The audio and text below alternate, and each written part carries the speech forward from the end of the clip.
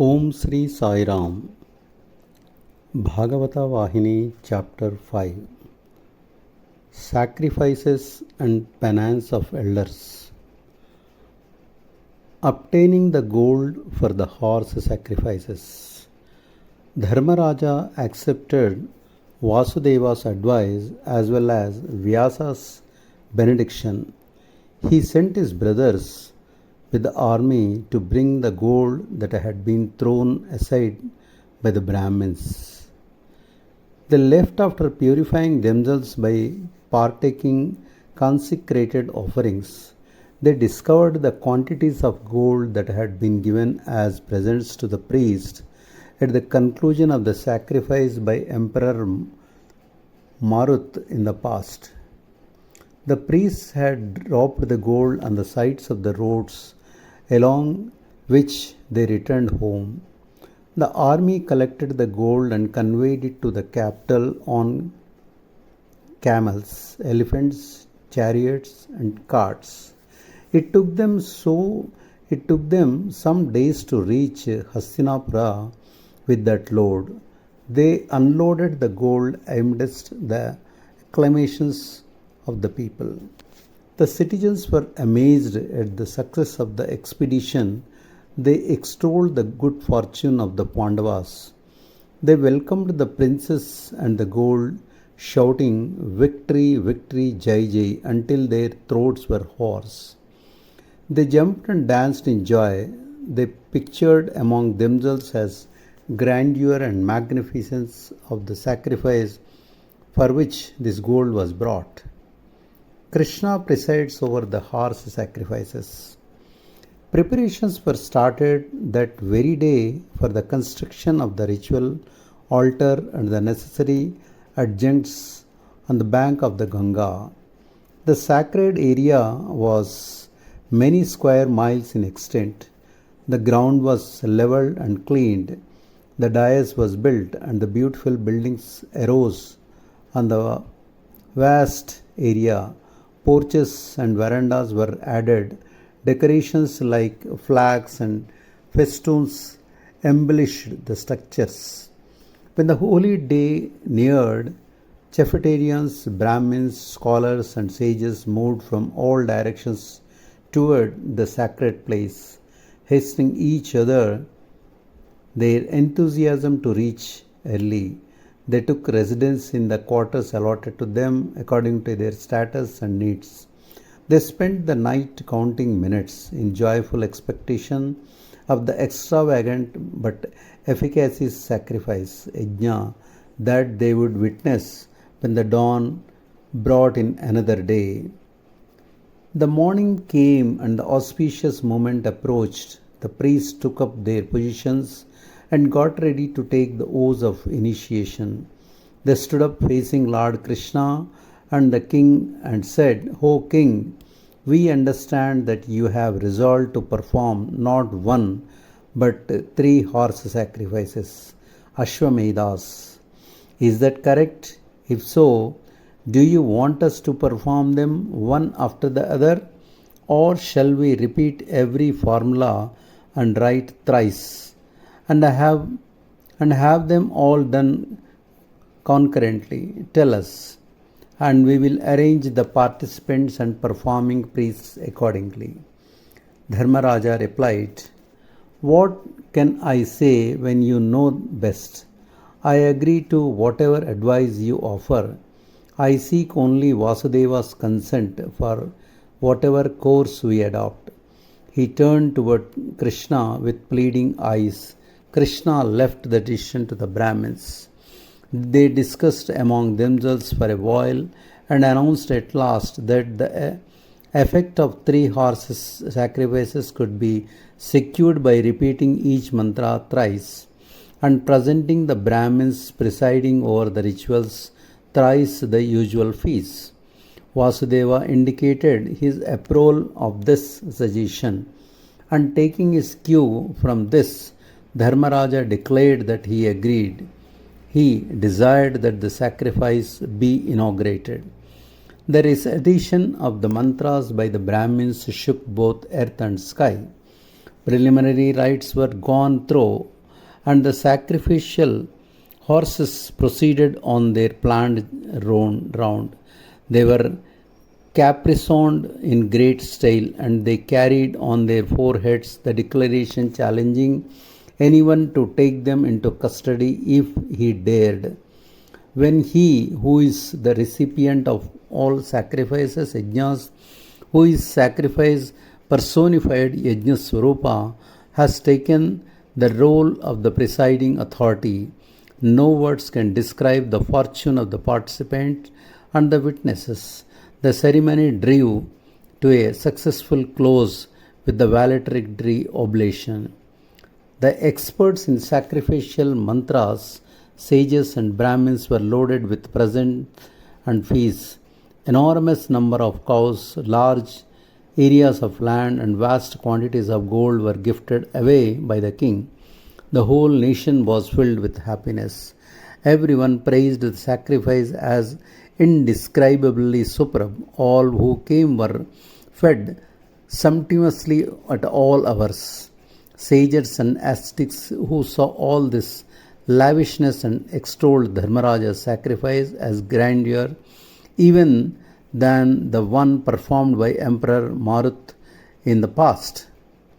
They were delighted at the chance to take part. People once claimed that the Mars sacrifice was presided by over Indra, the ruler of the gods, and they felt that it made it incomparably superior to any other sacrifice. But now they congratulated Dharmaraja on securing Vasudeva himself, the sacrifice personified, to preside over the sacrifice. A piece of good fortune far superior to Mars and far more difficult to secure.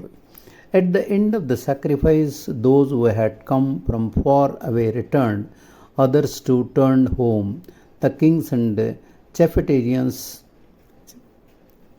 took respectful leave of Dharmaraja and went back to their own principalities. The king's kinsmen stayed for a few days more and left at their convenience. However, Krishna chose to spend some more time with the Pandavas. So he stayed in Hastinapura. The Pandavas were delighted at this signal act of grace and made suitable arrangements for the residence of the Lord. They served him every day. They filled their eyes with his beauty and their hearts with his gracious words of instruction. They spent the days in supreme joy. After some time, Krishna returned to Dwaraka, taking Arjuna with him. The Dwaraka people were overjoyed when their Lord returned to his capital. They welcomed him in enthusiastic reverence. They feasted on the sight, darshan of the Lord immersed in bliss, Ananda. A royal reception for Vidura. Meanwhile, news came to Hastinapura that Vidura, the king's uncle, was moving about on the environs of the city in the guise of a monk.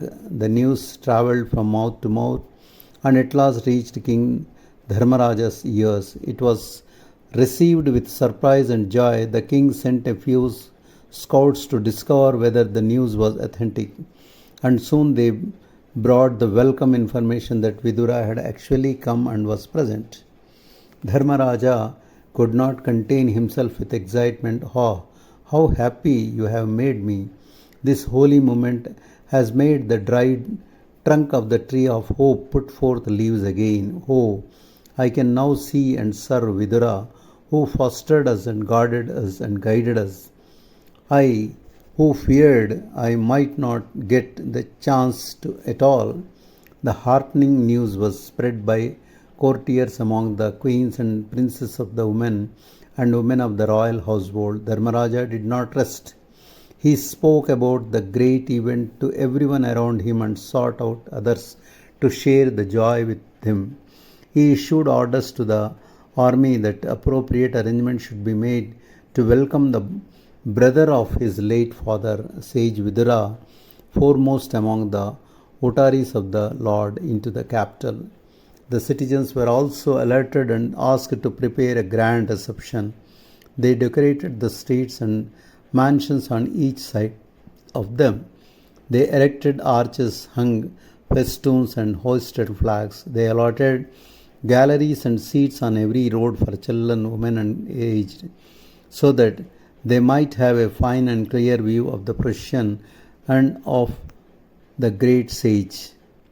It was an inspiring sight to see many old men and women hobbling on with their sticks, eager to get a glimpse of Vidura, whom they extolled as the very embodiment of Dharma, as the very grandfather of the Pandavas. Some thought at first that the sighting of Vidura on the outskirts of the city must have been in someone's dream and not in actual fact.